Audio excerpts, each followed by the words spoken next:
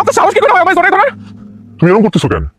তুমি আমার বিবাহিত বউ, আমি তোমায় জড়াই ধরবো না তো কারে জড়াই ধরবো? হ্যাঁ আমি আপনার বউ, কিন্তু আমি আপনার ভোগ সামগ্রী না। কি যাতা করতেছো এগুলা?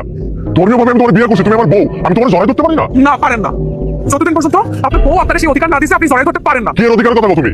হ্যাঁ, কি এর অধিকারের কথা বলো? এক মাস ধরে একই বুড়ি আড়াইতেছো তুমি, শাহরুখ কাজল কাজল শাহরুখ প্রেম ভালোবাসা আমরা পাগল বানাই বলেছো তুমি।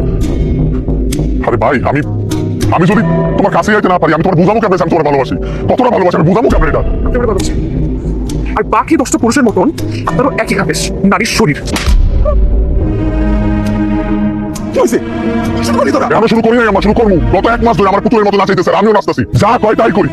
ওটাকে মেন গেলাম মা, পাগল বানায় ফেলাইছে, মাথায় সমস্যা আছে, ও কি করে নিতে জানে না। ওর লাগে সংসার করা সম্ভব না মা, ওর বাপ মারে রাখো, ওর পরিবার সবাই রাখো, ওর বিদায় করে বাড়ি থেকে। ওর লাগে আমি সংসার করতে পারবো না।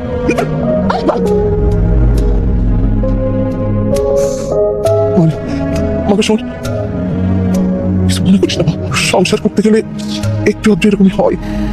মাথা ঠান্ডা হয়ে গেলে সব কিছু ঠিক হয়েছে। মা আমি সইটা যাবো, বাবার কিছু বলার দরকার নেই, যা বলার আমি বলবো। পাগল হয়ে গেছি। বাবা!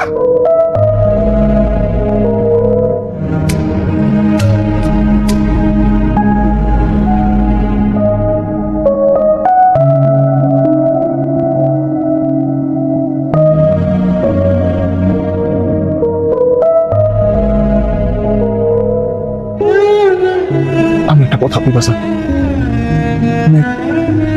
সংসার করতে গেলে একটু আধটু এমন হয়, সেগুলো ধরে বসে থাকলে তো শুনবো না বাজার, তাহলে গায়ের মধ্যে বসে আছে।